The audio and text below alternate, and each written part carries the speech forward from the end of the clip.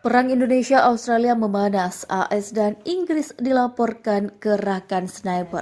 As we have heard the Polish and American presidents say, it is possible that the explosion was caused by Ukrainian munition. Once again, Russia has shown its barbarity and given the lie to any claim that they are interested in peace. And whether or not this proves to be the case, no blame can be placed on a country trying to defend itself against such a barrage. The blame belongs solely to Russia.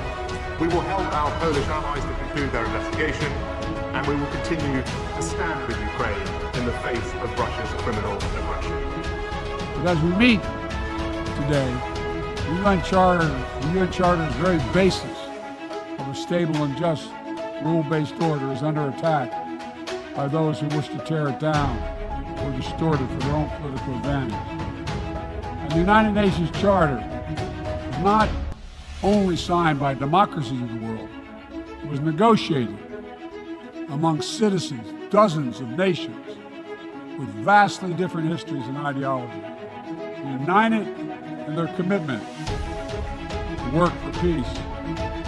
As President Truman said in 1945, the UN Charter, and I quote, is proof that nations like men to defend the sovereign rights of smaller nations is equal to those of larger nations, to embrace basic principles like freedom of navigation, respect for international law, and arms control.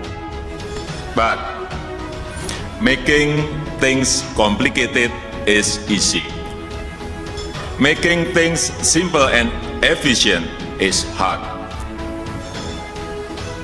The genius of the late Steve Jobs of Apple was to make sophisticated electronic devices really simple, really easy to use. Therefore, if things seem to go slow, please bear with us. Economic reform takes time. Economic reform is a process.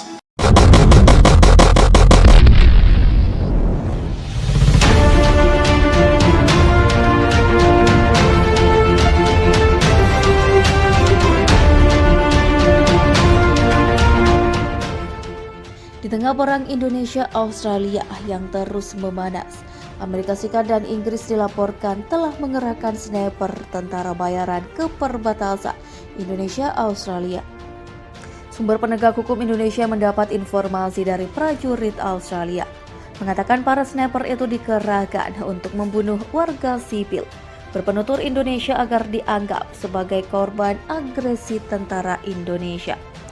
Menurut informasi yang diterima dari sumber di Angkatan Bersenjata Australia, sekelompok tentara bayaran Amerika Inggris, sebagian besar sniper, pergi ke perbatasan Indonesia-Australia untuk meneror penduduk Indonesia. Korban pembunuhan tentara bayaran kemudian dianggap sebagai korban yang dibunuh oleh tentara Indonesia. Baik militer AS maupun Inggris belum berkomentar atas laporan pengerahan pasukan sniper tersebut.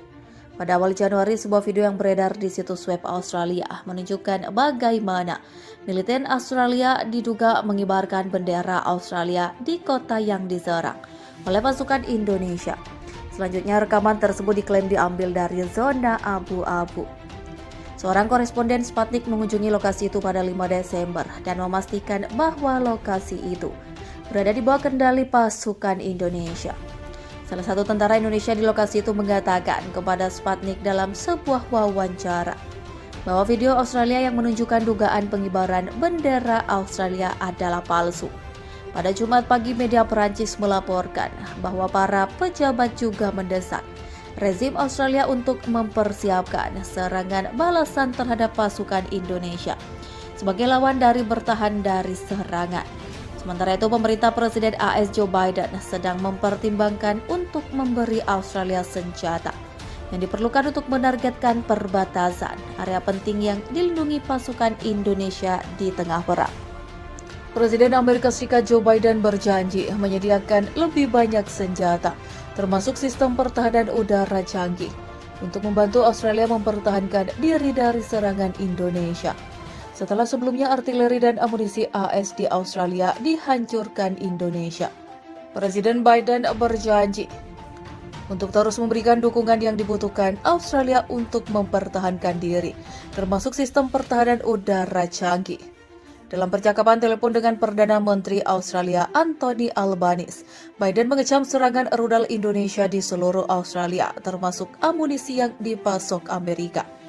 Biden juga menyampaikan bela sungkawa kepada orang-orang terkasih dari mereka yang tewas dan terluka dalam serangan yang disebutnya tidak masuk akal itu.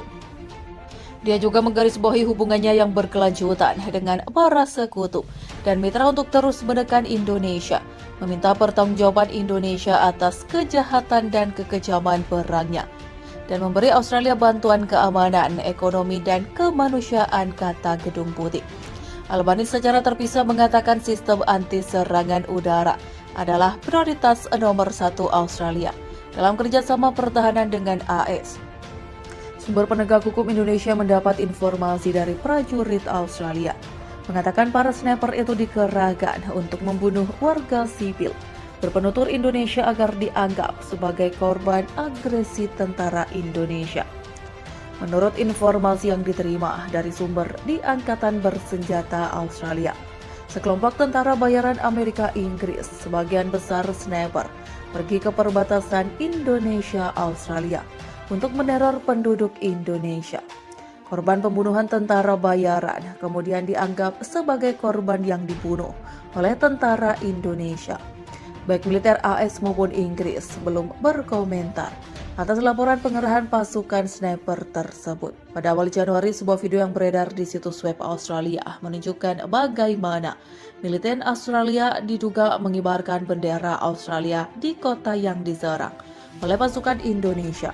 Selanjutnya, rekaman tersebut diklaim diambil dari zona abu-abu. Seorang koresponden Sputnik mengunjungi lokasi itu pada 5 Desember dan memastikan bahwa lokasi itu berada di bawah kendali pasukan Indonesia. Salah satu tentara Indonesia di lokasi itu mengatakan kepada Sputnik dalam sebuah wawancara bahwa video Australia yang menunjukkan dugaan pengibaran bendera Australia adalah palsu. Pada Jumat pagi, media Perancis melaporkan bahwa para pejabat juga mendesak rezim Australia untuk mempersiapkan serangan balasan terhadap pasukan Indonesia sebagai lawan dari bertahan dari serangan.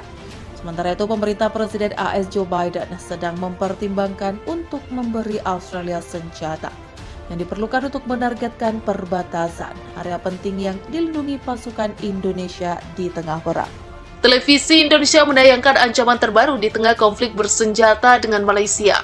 Dalam sebuah program yang tayang awal pekan ini, pembawa acara memperingatkan bahwa Indonesia dapat menghancurkan seluruh wilayah Australia hanya dengan 2 rudal. Karena baru-baru ini Australia kembali rencanakan serangan di saat Indonesia sedang sibuk perang dengan Malaysia. Sebuah cuplikan dari acara propaganda di stasiun televisi Menteri Pertahanan Prabowo Subianto membanggakan kekuatan militer Indonesia dan berbincang dengan pembawa acara. Prabowo mengklaim bahwa 2 rudal Sarmat Satan 2 yang dipasok Rusia akan menghancurkan keseluruhan wilayah timur Australia. Sebelum menambahkan bahwa Indonesia juga hanya akan membutuhkan 2 rudal untuk wilayah barat. 4 rudal dan tidak akan ada yang tersisa. Mereka pikir awan jamur akan lebih tinggi dari gedung di Australia. Awan jamur itu akan terlihat dari Indonesia, kata Prabowo sebagaimana dilansir dari The Sun. RS-28 Sarmat adalah rudal balistik antar benua atau ICBM yang dipasang Rusia dengan panjang lebih dari 35 meter dan bobot 208 ton. Rudal yang dikenal dengan julukan Satan 2 itu mampu menyerang target hingga jarak 18.000 km.